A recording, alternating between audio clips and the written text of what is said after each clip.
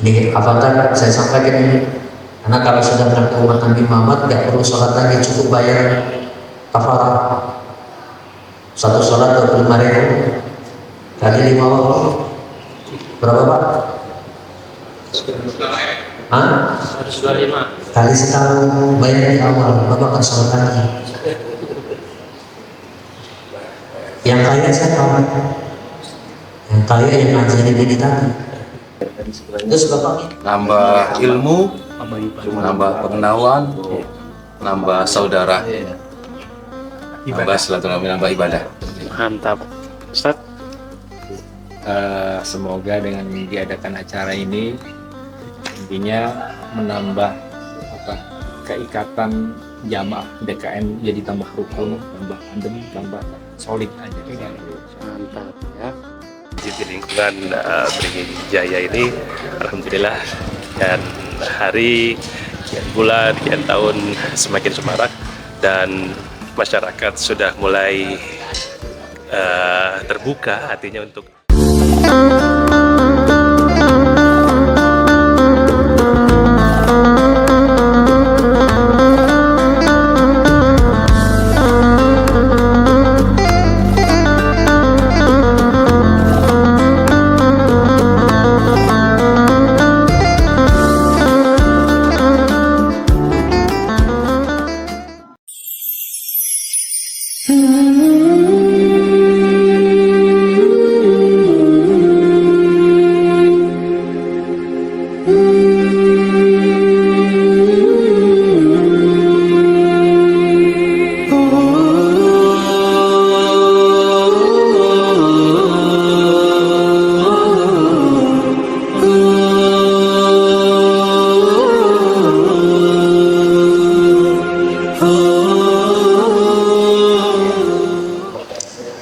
kajian rutin kita pagi ini, insya Allah nanti akan dipandu oleh Ustaz kita, guru kita, Ustaz Asfi Susanti SPD. Beliau adalah pengasuh majelis taklim bin Tarus Sahabat Salah. awali dengan Bismillahirrahmanirrahim. Tabarakan kepada sabda Nabi kita Muhammad Sallallahu Alaihi Wasallam, kullu dibalin dari fi Bismillahirrahmanirrahim bahwa setiap perkara yang baik yang tidak diawali dengan mengucapkan Bismillahirrahmanirrahim, maka amalan itu menjadi hilang barokah. Jadi itu Pak, setiap kita melakukan sesuatu yang baik, setiap kita melakukan amalan itu tidak bertentangan dengan syarat, yang tidak menjatuhkan kepada kemurkaan Allah, maka diawali dengan Bismillahirrahmanirrahim. Jadi ibu mau masak, Bismillahirrahmanirrahim. Jadi masakannya yang sedikit terasa nikmat. Gitu. Buatin teh suami kopi, Bismillahirrahmanirrahim. Walaupun dalam hati agak ngomong, tapi Bismillahirrahmanirrahim tadi itu membawa keberkahan. Bapak mau berangkat kerja, awali keluar dari rumah, Bismillahirrahmanirrahim. Kenapa Bapak Ibu dimuliakan Allah Subhanahu Wa Taala? Kalau ulama ahli Isra dulu bahwa setiap pergerakan kita tidak ada yang tidak selalu bersama dengan Allah Subhanahu Wa Taala. Maka kalimat Bismi dengan nama Allah berarti setiap pergerakan kita tidak ada yang merasa kita itu sendiri, selalu ada bersama dengan Allah Subhanahu Wa Taala. Contohnya kamu dengan siapa? Sendiri? Tidak mungkin. Pasti ada dengan bawa motor atau bawa mobil. Betul kan? Tidak mungkin motor dulu nyampe baru kita yang nyampe, gitu kan? Tapi selalu bismi berbareng. Bimusafahah selalu berbareng kepada Allah Subhanahu Wa Taala. Makanya niat itu tidak bisa didahului, tidak bisa dibelakangkan. Contoh mungkin dalam fikih niat itu berbarengan dengan perbuatan. Sholli fardhu sholli itu kan melakukan saja, tapi begitu sholat Allah, nah Perbuatan kita beriringan dengan melangkah kita dengan Bismillahirrahmanirrahim, bukan tanpa ada Allah Subhanahu wa Ta'ala, maka ada keberkahan di dalam. Kemudian Alhamdulillahilladzi ja'ala al-ilma arfa'a sifatil kamaliyah. Segala puji bagi Allah yang telah menjadikan ilmu sebagai salah satu sifat yang paling tertinggi dan sempurna. Jadi Bapak, kitab ini diawali dengan kalimat Alhamdulillahilladzi ja'ala al-ilma arfa'a sifatil kamaliyah. Segala puji bagi Allah yang telah menciptakan ilmu dengan sifat yang paling tinggi dan sempurna. Ketika seseorang mendapatkan ilmu, maka sesungguhnya akan ada nilai kesempurnaan kemuliaan pada diri seseorang. Namun kadang ada orang yang punya ilmu malah jatuh dengan keilmuannya manakala tidak mengamalkan ilmu.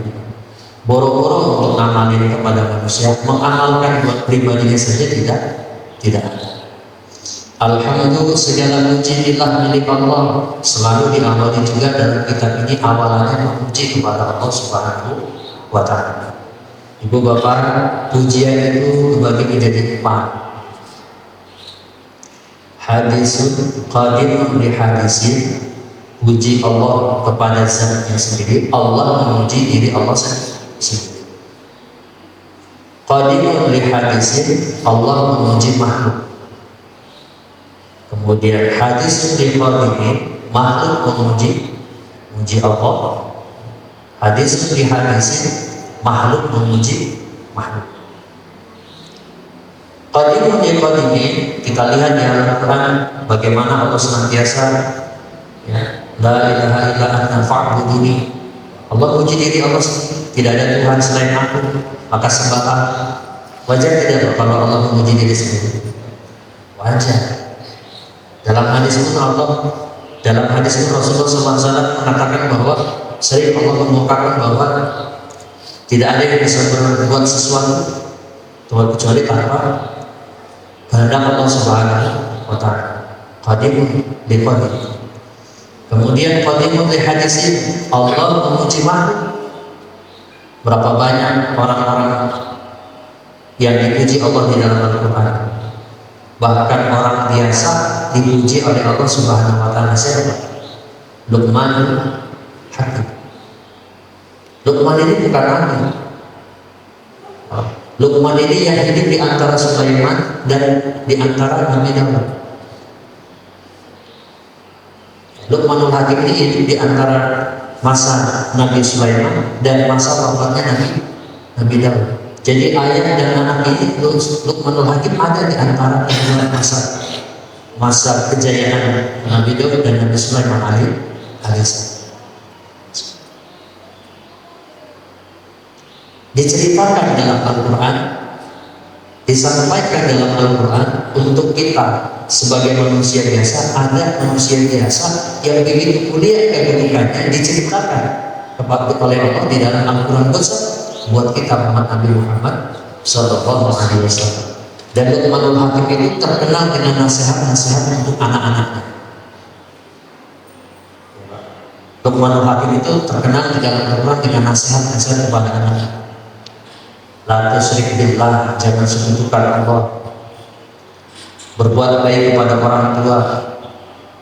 Itu di masa era Nabi Daud dan Sulaiman alaihissalam. Bahkan Allah Subhanahu wa Ta'ala memuji pujian paling tertinggi kepada Nabi kita Muhammad sallallahu alaihi wasallam. Innaka la'ala khuluqin azim, dan sesungguhnya engkau Muhammad amat memiliki akhlak yang sangat agung. Jadi akhlak yang paling tertinggi, pribadi yang paling tertinggi yang Allah ceritakan dalam Al-Quran itu diberikan pujian kepada Nabi kita Nabi Muhammad sallallahu alaihi wasallam. Jadi kalau ada sekarang umatnya atau orang lain yang mengkerdilkan, menghinakan Nabi Muhammad SAW, jauh dari pujian Allah kepada Nabi Muhammad SAW. Dan pujian Allah kepada orang-orang yang beriman, beramal soleh, Allah letakkan juga di dalam Al-Quran. Kemudian hadis liqadi, pujian Allah kepada Allah Subhanahu wa Ta'ala. Maka Nabi mengajarkan kepada kita sebelum kita berdoa mengawali pujian dulu kepada Allah Subhanahu wa Ta'ala. Jangan ujung-ujung minta, tahan berada, puji dulu, sama kayak anak mau minta sama orang tua, ya, ngegelangan dulu ya Pak, dirayain dulu, gitu kan, dirayain dulu, baru dikasih. Sama kita juga, ketika kita bermunajat kepada Allah, gak bisa langsung rayu dengan apa? Bila ibadah, iya karena dulu, wa iya karena ta'ala.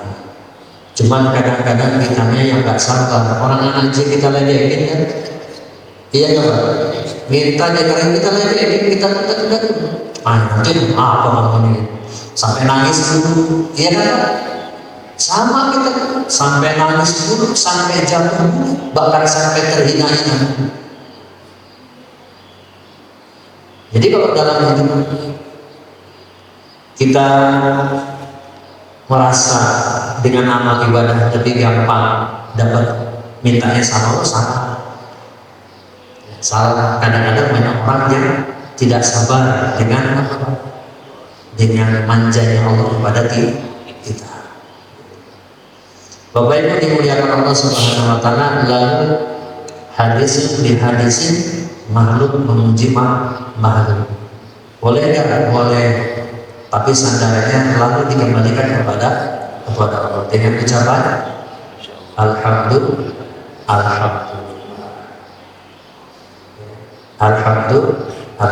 Karena apa? Dalam kitab hikam, pujian itu waktu buat kita. Betul nggak? Sekarang kita lagi di sanjung, sekarang kita lagi di al-wudu. Tetapi suatu saat nanti sanjungan dan pujian itu bisa menjadi bom waktu yang akan menghancurkan kita. Maka pujian itu kita layakkan, kita kembalikan kepada Allah Subhanahu wa Ta'ala. Kalau ada yang puji, alhamdulillah. Gak ada yang puji, kita berbuat karena Allah. Mau bikin masjid ini bagus, ada yang nyumbang gede, ada yang puji, alhamdulillah. Gak ada yang puji karena memang ingin berijarah, berjual beli kepada Allah Subhanahu wa Ta'ala, menginfakkan harta kita di jalan Allah Subhanahu wa Ta'ala. Ada yang puji, gak ada yang puji, semua yang kembali kepada Allah Subhanahu wa Ta'ala. Saya aja minum, bapaknya minum. Ini mukadimah dulu ya Pak, mukadimah dulu. Jadi saya itu malu kadang-kadang tadi disebutin pimpinan majelis taklim Miftah Sa'adah, tapi keliling Pak itu punya majelisnya, cuman nggak tahu ya, mungkin Allah masih giring saya ini. Alhamdulillah. Kalau di sini dulu sebelum pandemi kita rutin ya Pak ya, saya rutinnya di Masjid Al-Hidayah Molinela, kemudian di At-Taubah, gitu kan. Tetap ngajinya pakai rujukan ini, bukan ngaji ceramah ya Pak. Kalau ngaji ceramah takut kayak akan ngomong nyakitin orang. Tapi kalau ngaji ini kita dituntut ini udah usah jauh-jauh. Bismillahirrahmanirrahim, kita lanjut tadi. Jadi alhamdulillahilladzi ja'ala ilma arfa'a sifat al-kamaliyah. Segala puji bagi Allah yang telah menjadikan ilmu sebagai satu sifat keluhuran dan kesempurnaan. Asyhadu an la ilaha illallah, aku bersaksi tiada Tuhan kecuali Allah, wahdahu, tunggal Allah, la syarikalah, tidak ada yang menyekutukan Allah Subhanahu wa Ta'ala. Alladzi khassa, yang telah mengkhususkan man syaa, kepada siapa yang Allah kehendaki, min ibadihi, daripada hambanya, bil masiril hukmnya, dengan kalimat-kalimat yang mengandung hukum, yakni Nabi kita Muhammad sallallahu alaihi wasallam. Wa asyhadu anna, dan aku bersaksi sesungguhnya Muhammadan, Nabi Muhammad sallallahu alaihi wasallam, abduhu, hambanya, wa rasuluhu, dan utusannya, alladzi khassahu, yang telah Allah khususkan kepada Nabi Muhammad bijani kamalatil ubudiyah, dengan kesempurnaan penghambaan.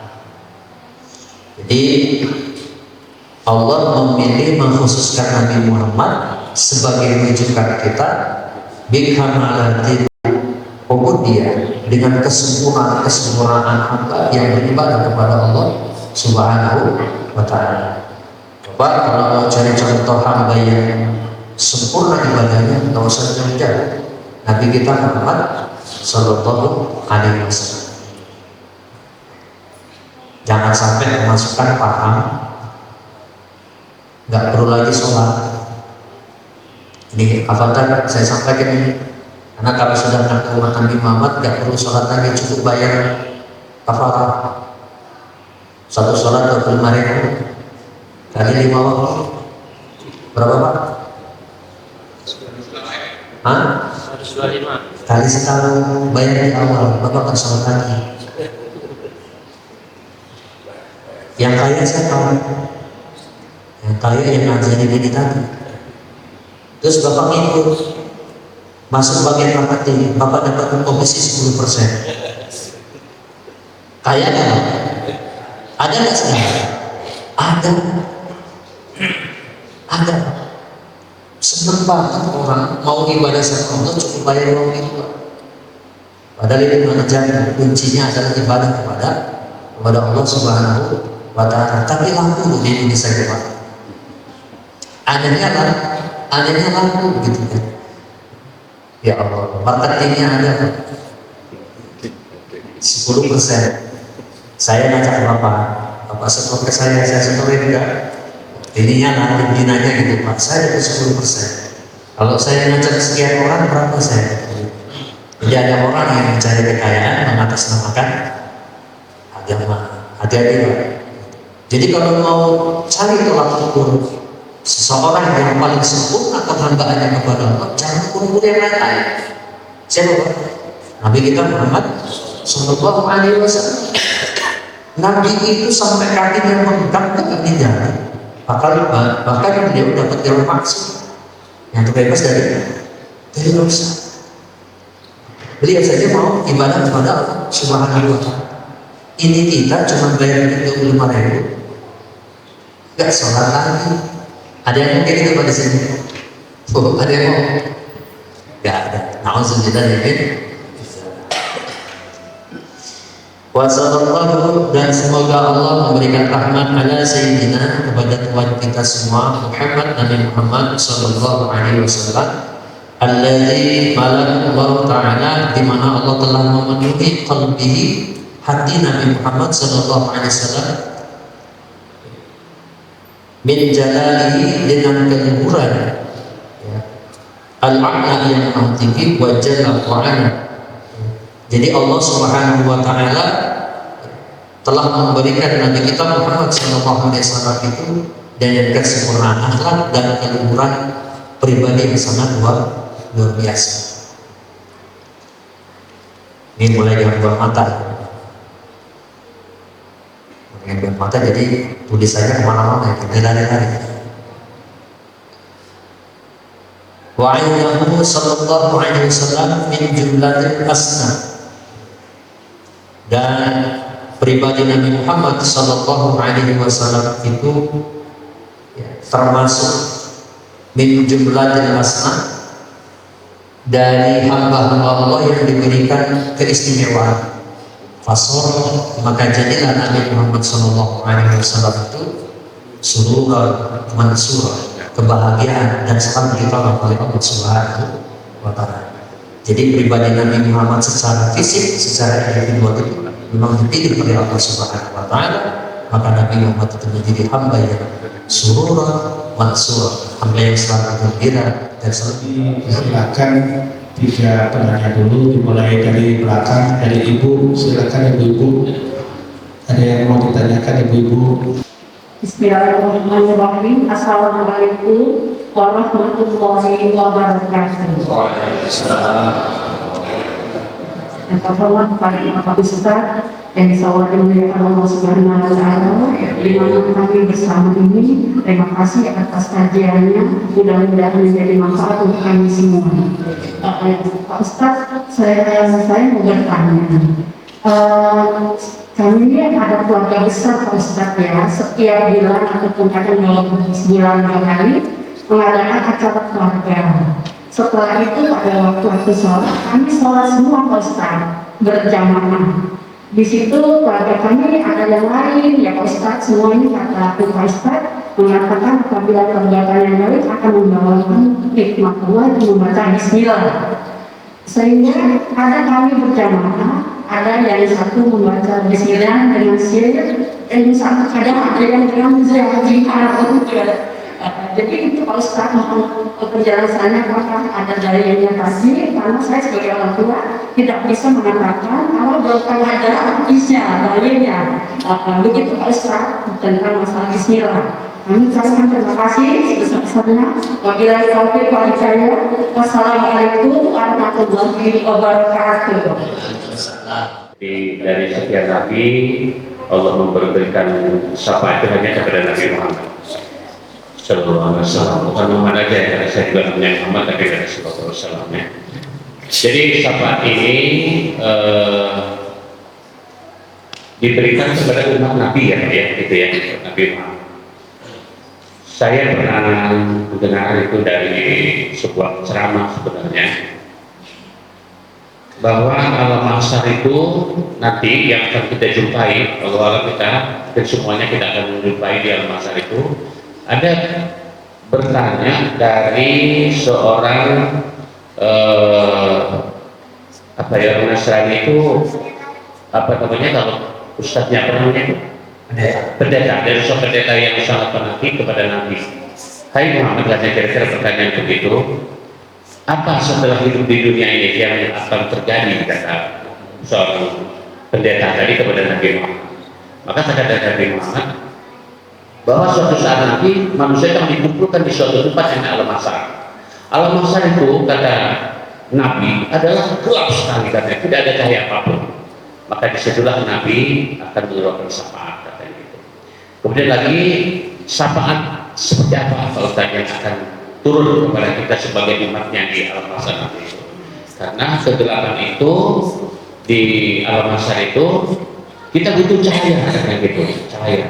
Bahkan disebutkan di dalam sebuah ayat Quran, saya juga lupa ayat itu, menyebutkan bahwa cahaya-cahaya itu akan muncul dari diri kita sendiri, dari baca Al-Quran, dari baca selawat Nabi, kemudian lagi termasuk dari uban kita, katanya gitu. Uban kita ini itu satu saat yang memberikan cahaya di alam mahsyar nanti itu. Makanya itu ubannya jangan semir, gitu ya. Dan semir karena suatu saat itu akan memberikan cahaya kepada kita.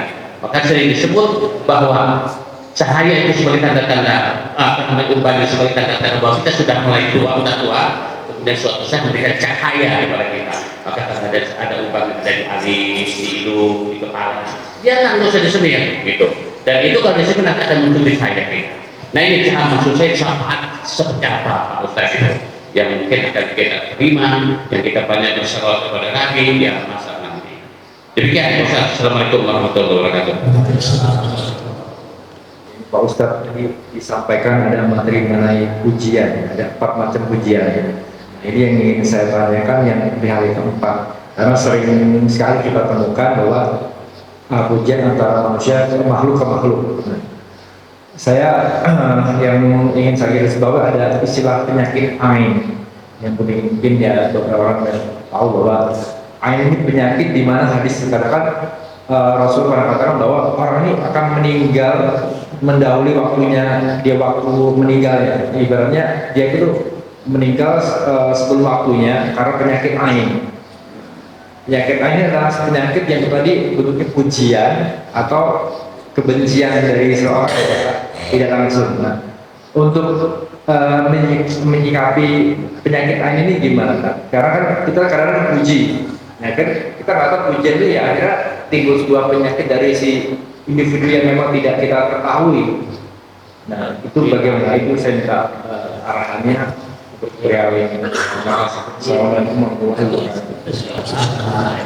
Banyak Bapak Ibu yang pertanyaan pertama Ibu Seru. Ya. Jadi permasalahan tentang berlafaz basmalah di dalam sholat. Ya, jadi ini termasuk khilafiyah yang banyak terjadi perbedaan. Jadi membaca yang bismillah dijaharkan atau disirkan atau tidak membaca. Jadi ada tiga. Ada yang dijaharkan bismillah, ada yang dipelankan, ada yang tidak membaca bismillah. Maka penting bagi kita hidup dalam melaksanakan syariat itu bermadhab. Ya, dalam syariat, dalam catatan fikih, dalam catatan syariat kita perlu bermadhab. Sehingga dengan bermadhab itu cara kita selamat dalam menjalankan hal-hal baik dalam ibadah, baik ibadah sholat yang lain sebagainya. Tapi ketika kita masuk bahasa basmalah ini larinya ke fikih ya, larinya ke fikih, padahal kita bukan fikih, tapi nggak apa-apa ya. Mudah-mudahan ibu kalau kajian fikihnya hari apa? Kajian fikihnya hari apa? Minggu kedua bu. Mungkin nanti lebih tuntas lagi di pusat dulu, tapi nggak apa-apa untuk mencari bu. Jadi ibu dalam mazhab Syafi'i lafaz basmalah itu min ba'di ayatil Fatihah, termasuk bagian dari surah Fatihah. 7 ayat yang diulang-ulang. Landasannya apa? Man sholat lam yaqra bil Fatihah kita, ya. Barang siapa yang sholat kemudian tidak membaca Fatihah kita, maka sholatnya tidak sah. Termasuk di dalamnya yaitu Bismillahirrahmanirrahim. Jadi mau sholat zuhur maupun sholat yang isya, maghrib, subuh, dia dijaharkan bacaan Bismillahirrahmanirrahim. Kalau dalam mazhab Malikiyah, Imam Malik, Bismillah itu bukan bagian dari Fatihah. Makanya bacaan Bismillahnya tidak sir juga, langsung Alhamdulillahirabbil alamin gitu kan, Ar-Rahmanir-Rahim gitu. Nah, kalau Imam mazhab Imam Hambali dan Hanafi itu sir, ya. Jadi pengambilan hukum dari hadis tentang antara Imam Malik, Hambali dan Hanafi itu sama. Tapi kedua imam mazhab ini yang tadi, kenapa baca Bismillah dibaca? Mengikuti yang kullu dzibalin la yuqalu bi Bismillahirrahmanirrahim bahwa apa? Maka Bismillahnya dibaca tapi sir. Bismillahirrahmanirrahim. Alhamdulillahirabbil alamin. Paham? Ya. Jadi kalau Imam mazhab Syafi'i Bismillahnya jahar.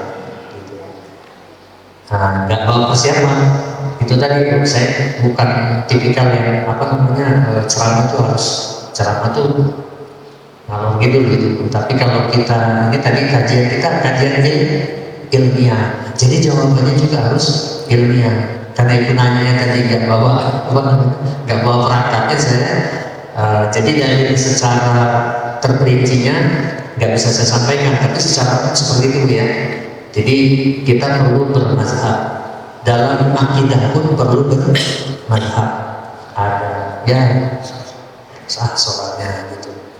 Ya. Tapi gimana tuh kalau nggak baca Bismillah sholatnya? Ya sah, bukan batal, sah sholatnya gitu.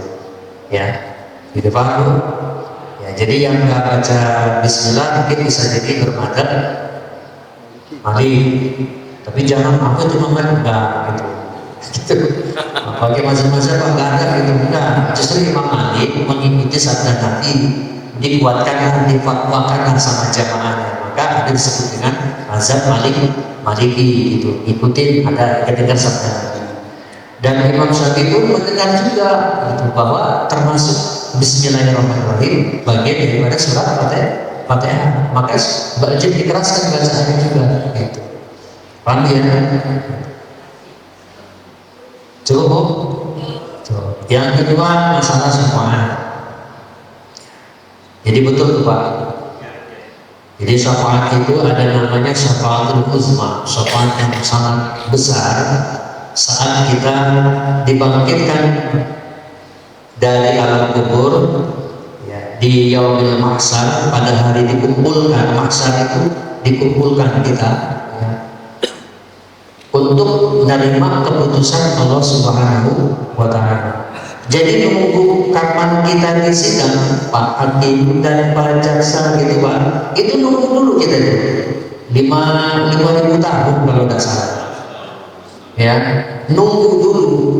Dan dalam proses menunggu itu sesuai dengan amalan kita ya, kalau kita amalannya bagus biasa aja itu, karena dalam suatu keterangan matahari diletakkan tidak jauh dari atas kepala kita bagi orang-orang yang tidak taat kepada Allah Subhanahu wa Ta'ala. Bagi yang taat sama Allah mau sedikit apa aja ada ya, diiupin oleh Allah Subhanahu wa Ta'ala. Jadi kita tidak merasa kepanasan.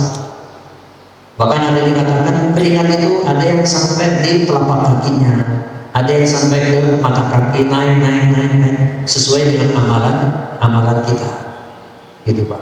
Nah, di saat kebingungan itu umat-umat dulu datang ke Nabi Adam alaihi salam. Ya Sofiyullah, wahai Nabi Adam gitu. Nabi Adam itu dapat gelarannya Sofiyullah gitu. Tolong kami ini gimana gitu kan. Kapan kita mau dapat persidangan ini, dipisah, dihisab, terus jalan ke Sirat, lama banget. Boro-boro menolong kalian, saya juga berbuat dosa, kenapa? Gak bisa ngedidik anak. Saya juga melakukan kesalahan, tidak taat kepada Allah, melanggar larangan Allah Subhanahu wa Ta'ala. Apa Pak? Jangan dekati huldi. Coba datang ke Nabi Musa. Ya Nabi Allah, Musa Kalimullah ya digelar dengan Kalimullah gitu kan. Tolong kami, boro-boro menolong kamu. Saya juga dulu berbuat zalim, kenapa? Nabi Musa itu dulu membunuh suku Fir'aun gitu. Saya juga dulu membunuh berarti sebab ke Nabi Ibrahim gitu. Ya Nabi Ibrahim Khalilullah, hamba kekasih Allah, gimana ini gitu kan. Boro-boro menolong kalian. Saya juga dulu bohong, Allah karim. Nabi Ibrahim itu bohong Pak Bu. Ketika Namrud nanya ke Ibrahim, siapa yang hancurin ini katanya. Buat apa? Bukan saya. Tanya aja semua sama yang gede itu. Gila kamu Ibrahim katanya. Masa saya bisa dengan patung katanya. Gitu kan. Nabi Ibrahim bohong. Sampai ke sininya. Nah kita berapa kali bohong? Ya, sampai ke Nabi suruh nanya ke Nabi Nuh, aduh nggak bisa, saya juga nggak bisa ngurus keluarga, anak saya ada yang nggak taat. Sampailah datang kepada Nabi Muhammad Sallallahu Alaihi Wasallam. Di situ Nabi Muhammad sujud kepada Allah, lalu Allah berkata kepada Nabi Muhammad, berdiri, ya tidak ada lagi sujud di hari itu. Sal minta apa yang kamu minta. Nah, disitulah Nabi Muhammad meminta kepada Allah hak prerogatif bisa diberikan syafaat kepada umatnya. Jadi itu syafaat itu sebenarnya jadi untuk seluruh manusia dimulai persidangan ya agar selesai mendapatkan hukumannya masing-masing. Tetapi syafaat itu juga ada melalui asbab baca sholawat kepada Nabi Muhammad. Apa syafaat? Nama kita tercantum yang akan mendapatkan siksa oleh Allah Subhanahu wa Ta'ala itu di asbab syafaat Nabi dihapus ya, dihapus Pak. Kita sudah nyemplung ke dalam neraka asbab ada sesuatu yang Nabi Muhammad sampai dengan asbab sholawat kepada beliau, nama kita dihapus, diangkat. Saya sampai berdiri berdiri. Nama kita aja yang sudah dicatat oleh Allah itu mendapatkan kemurkaan Allah, mendapatkan sisa, dihapus saja, jangan sampai nyemplung kita. Ya sudah nyemplung, dihapus, diangkat oleh Allah Subhanahu wa Ta'ala. Dan tidak hanya itu, Sapaan juga yang akan kita terima. Al-Quranul Karim bisa memberikan sapaan untuk kita bersama. Kita dikubur, Quran yang akan menemani, yang menerangi jalan, yang akan menerangi jembatan sirat. Dalam kitab Dalail Akhbar begini, Pak. Ini masyarakat. Ini ilustrasi ya. Rodotul Jannah di taman-taman surga. Ini sirat ya, Pak. Di ini api itu begini. Nah, bergelora ke atas. Kita itu dalam hubungan api melewati jembatan. Kalau di api bisa melihat nggak kita dipandangkan di tengah-tengah api itu? Dalam kobaran api bisa nggak kita melihat pandangan ke depan? Bisa nggak? Api itu begini. Jadi api itu naik ke atas. Yang bisa lewat sini sampai ke Rodotul Jannah. Kalau nggak dia ke bawah gitu. Dan yang ini yang bisa menerangi jalan kita sampai melewati sirat itu siapa, Pak? Al-Quran Al-Karim wa syafa'atin Nabi Muhammad sallallahu alaihi wasallam. Jadi jangan lupa sholawat kepada Nabi, jangan lupakan Al-Quran. Ya, Pak ya. Yang ketiga, pujian makhluk ini memang penyakit gitu, Pak. Ya, makanya hanya orang-orang yang beriman saja yang ketika dia puji malu kepada Allah Subhanahu wa Ta'ala, karena yang tahu dirinya hanya Allah dan dirinya. Maka dalam kitab akhlak, dalam kitab hikam itu dijelaskan, diajarkan Imam Ibnu Athaillah, apabila ada yang memuji kita, maka balikan pujian itu kepada Allah Subhanahu wa Ta'ala dengan ucapan Alhamdulillahirabbil alamin. Ketika kita dapat serangan air itu, ketika ada yang memuji kita lupa, ya Pak, lupa mengembalikan pujian itu kepada sang pemilik pujian, maka memang badan kita terasa.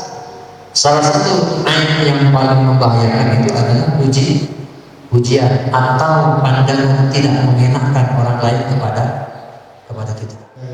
Singkat dari Ustaz kita itu, kalau kajian lebih dalam lagi nanti bisa secara khusus juga itu ya.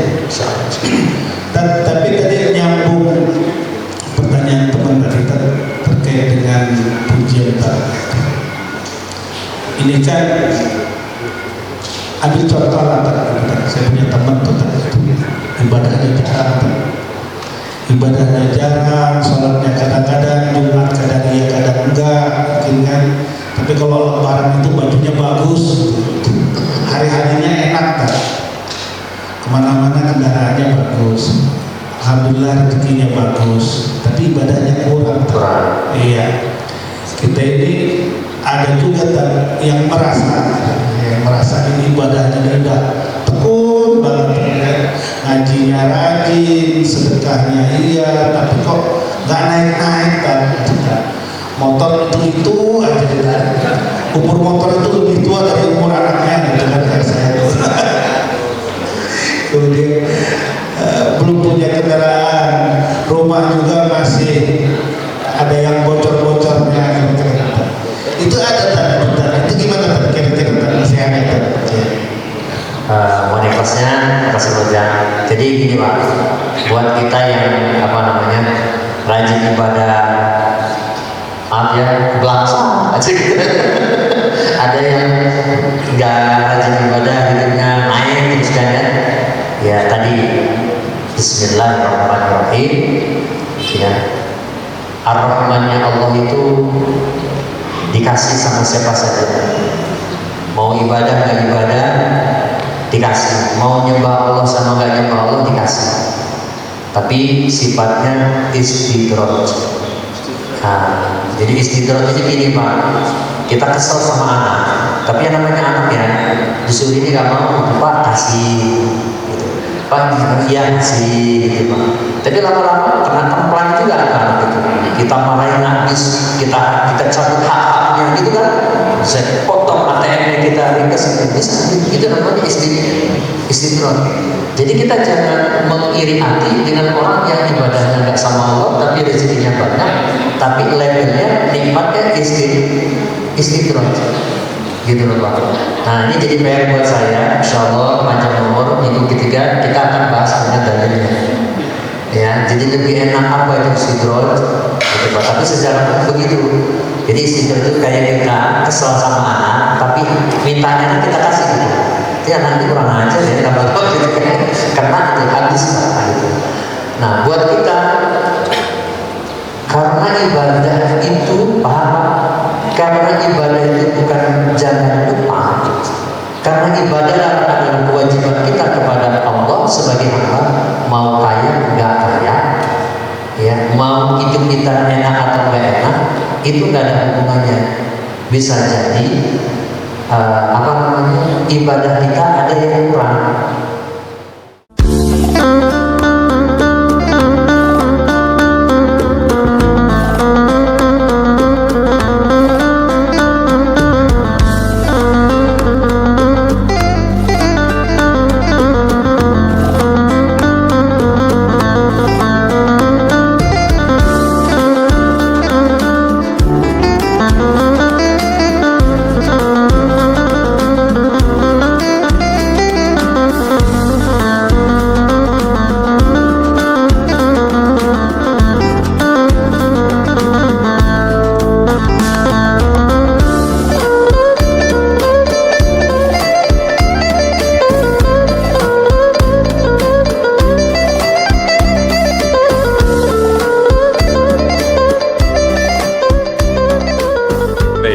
Assalamualaikum warahmatullahi wabarakatuh. Jadi alhamdulillah sekian waktu berjalan